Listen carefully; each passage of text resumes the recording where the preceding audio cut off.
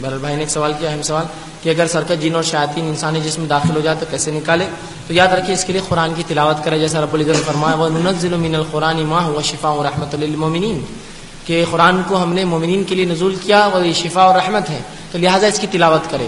ٹھیک ہے. اب اس معاملے میں علماء کی تجزیہ ہے، کچھ پریکٹیکل ایگزامپلس ہیں جو انہوں نے کیے کچھ آیتوں کو لے کر جس سے بڑا فائدہ ہوا، ان آیتوں کو استعمال کر. بالخصوص رسول اللہ کے دور میں جو صحابہ کرتے وہ ہے سورہ فاتحہ کا دم کرنا، جس طرح بچھو والی حدیث میں اس صحابی نے کیا. معوذتین کا دم کرنا، سورہ فلق سورہ ناس کا دم کرنا. سورہ بقرہ کی آیت 255 256 257 آیت الکرسی اور اس کی بعد کی دو. اس طرح سورہ بقرہ کی آخری دو آیتیں 285 286.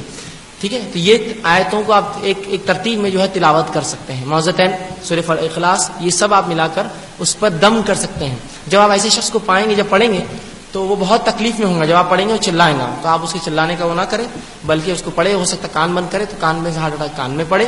انشاءاللہ العزیز آپ دیکھیے اس کا اثر جاتا رہے گا. کتنا ہی سرکت جن و شیاطین ہو، وہ اللہ کے کلام کے سامنے ٹک نہیں سکتا. اللہ رب العزت نے قرآن میں سورہ حشر میں وضاحت کر دی لو انزلنا هذا القرآن على جبل لرأيته خاشعا متصدعا من خشیة اللہ، کہ ہم اگر اس قرآن کو نبی تم دیکھتے ہوئے اگر ایک بہت بڑے پہاڑ پر بھی اتار دیں، رأيته کہ وہ ریزہ ریزہ ہو جاتا اللہ کے ڈر سے.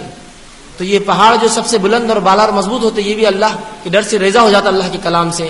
تو اس جن کی کیا اوقات اور بساط جو اس مومن کے جسم میں رہے اور جبکہ اس پہ اللہ کا کلام پڑھا جائے. لیکن وہ عقیدہ اور وہ ایمان ہے اس کے پیچھے، جنہیں کہ چلو یہ بھی کر لیتے، دیکھتے کیا ہوتا ہے اس سے. پھر کچھ نہیں ہوتا ہے، پھر وہ شفا نہیں ملتی. ایک ڈاکٹر کے پاس جانے سے پہلے آپ کریں کہ جان دو اس کی دوا دیکھ لیں گے لے کے کیا ہوتا، اپنے کو تو امید اٹھ گئی، تو پھر آپ کو کوئی فائدہ نہیں ہوتا. اور اگر آپ امید رکھتے ہوئے گئے اور بھروسہ اور اعتماد رکھتے اور اعتقاد رکھتے ہوئے گئے، تو دیکھیے اگر اس نے آپ کو گلوکوز پارلے جی کا بھی اگر چورا کر کے دے دیا، کہا 3 ٹائم کھاؤ، تو آپ شفا پا جاتے ہیں اس سے.